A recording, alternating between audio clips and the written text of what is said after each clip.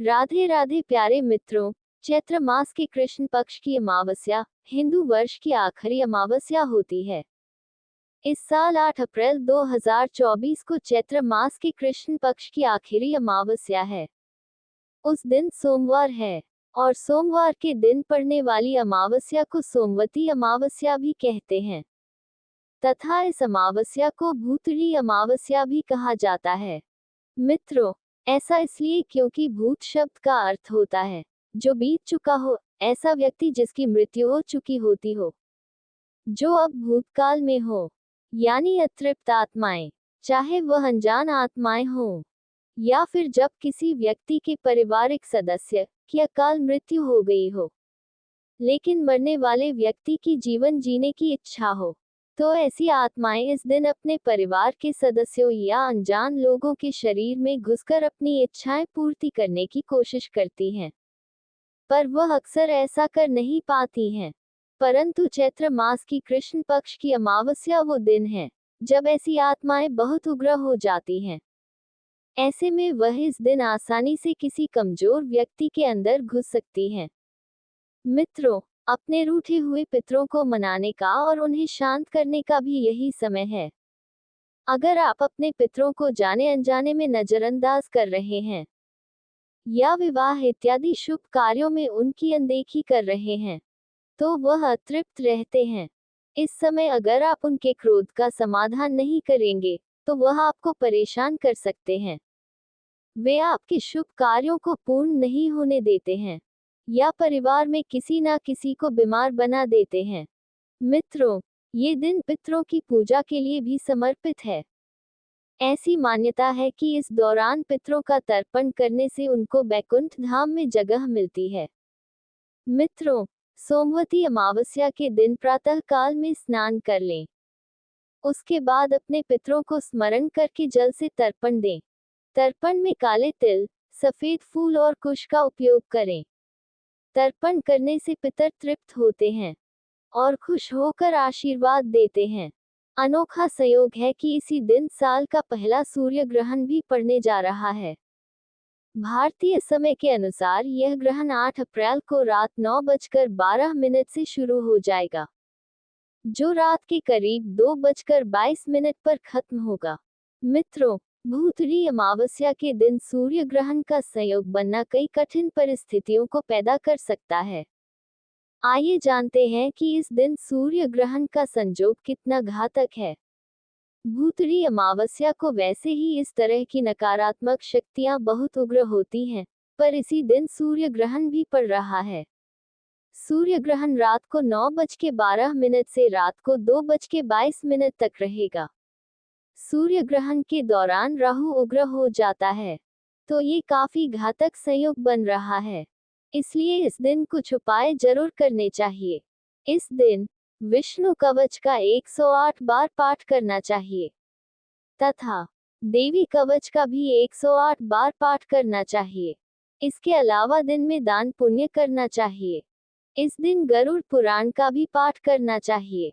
इस बार चैत्र मास की अमावस्या तिथि 8 अप्रैल 2024 दिन सोमवार सुबह 3:21 पर शुरू होगी। वहीं इसका समापन उसी दिन 8 अप्रैल 2024 रात्रि 11:50 पर होगा। ऐसे में पंचांग के अनुसार सोमवती अमावस्या 8 अप्रैल को ही मनाई जाएगी। मित्रों, सोमवती अमावस्या पर कच्चे चावलों को पकाने के बाद उसमें पिसी हुई चीनी मिलाएं। इसके बाद उसे गाय को खिलाएं। इसके साथ ही गौ माता के पैर छूकर उनका आशीर्वाद लें।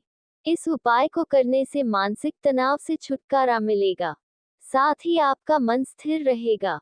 जिन जातकों की कुंडली में कालसर्प दोष है, उन्हें सोमवती अमावस्या के दिन चांदी से बने नाग नागिन की विधि अनुसार पूजा करनी चाहिए। इसके बाद उन्हें शिवलिंग पर चढ़ा देना चाहिए। ऐसा करने से कालसर्प दोष दूर होता है। अगर आप पितर देव को प्रसन्न करना चाहते हैं, तो इसके लिए सोमवती अमावस्या के दिन शाम को घर के बाहर दक्षिण दिशा में पितरों के लिए तेल का दीपक जलाएं। मान्यता है कि ऐसा करने से पितर देव प्रसन्न होते हैं और पितरों का घर के सभी सदस्यों को आशीर्वाद प्राप्त होता है। मित्रों, सोमवती अमावस्या के दिन भगवान शिव और मां पार्वती की पूजा के लिए उत्तम माना गया है। इस दिन व्रत और विधिपूर्वक पूजा करने से सुहागिनों को अखंड सौभाग्यवती का आशीर्वाद भी प्राप्त होता है। सोमवती अमावस्या के दिन स्नान दान का अधिक महत्व है, इसलिए इस अवसर पर पवित्र नदी में स्नान करें। अगर ऐसा संभव नहीं है, तो पानी में गंगाजल मिलाकर स्नान करें। ऐसा माना जाता है कि यह उपाय करने से पितृदोष का इंसान पर प्रभाव नहीं पड़ता है, तथा सोमवती अमावस्या पर केला, बरगद, पीपल और तुलसी का पौधा लगाना बेहद शुभ माना जाता है। मित्रों, ऐसी मान्यता है कि इन वृक्षों में देवी देवताओं का वास होता है। मित्रों, जब जातक की जन्मपत्री में शनि या तो राहु के साथ या शनि केतु के साथ बैठा होता है, तब प्रेत दोष का निर्माण होता है। ऐसा व्यक्ति अमूमन प्रेत बाधा से पीड़ित रहता है।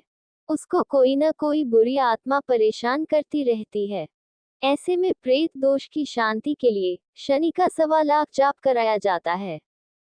दशांश हवन और उसके बाद भगवान शंकर का सरसों के तेल के साथ रुद्राभिषेक किया जाता है। अगर राहु का जाप किया है, तो रुद्राभिषेक दूध से होता है और 1.25 किलो काले तिल अर्पित किए जाते हैं। वहीं अगर केतु है तो दूध के साथ रुद्राभिषेक करने के बाद 1.25 किलो अश्वगंधा अर्पित की जाती है। इसके बाद सांप का जोड़ा चढ़ाया जाता है। इसके बाद भगवान विष्णु की पूजा की जाती है। मित्रों, साथ ही अगर गरुड़ पुराण का अनुष्ठान करा दिया जाए, तो निश्चित तौर पर प्रेत दोष की शांति हो जाती है। जन्मपत्री में राहु के साथ चंद्रमा बैठा हुआ है, शनि के साथ चंद्रमा बैठा हुआ है और लग्न में राहु के साथ शनि बैठा हुआ है, तो पितर दोष बनता है। कई स्थिति में कालसर्प दोष के साथ भी पितर दोष बन जाता है। जन्मपत्री में अगर राहु और केतु के बीच में सभी ग्रह आ जाएं तो वहां पर भी पितृदोष भी बन जाता है। उस स्थिति में अगर कोई आपका पूर्वज आपको संकेत दे रहा है, आपको परेशान कर रहा है, तो इस स्थिति में आपको नारायण बलि जरूर देनी चाहिए। भगवान विष्णु की पूजा करने तथा गरुड़ पुराण का अनुष्ठान कराने से निश्चित तौर पर पितृदोष की शांति हो जाती है।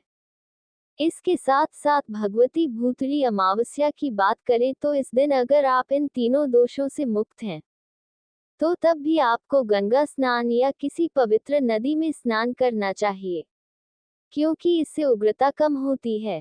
इसके अलावा विष्णु भगवान का हवन, भगवान शंकर का हवन, महामृत्युंजय अनुष्ठान, ब्राह्मण भोजन, गरीबों को दान, कपड़े, जूते, भोजन का दान इत्यादि अवश्य करना चाहिए। पितरों के तर्पण के लिए गाय, कुत्ता, कौवे को रोटी या नैवेद्य जरूर देना चाहिए। ऐसा करने से सुख सौभाग्य आता है, धन धान्य की कमी नहीं होती, किसी भी प्रकार का भय नहीं रहता और मन प्रसन्न रहता है। प्यारे मित्रों, वीडियो पसंद आया हो तो वीडियो को लाइक और चैनल को सब्सक्राइब कर कमेंट बॉक्स में हर हर महादेव जरूर लिखें। धन्यवाद।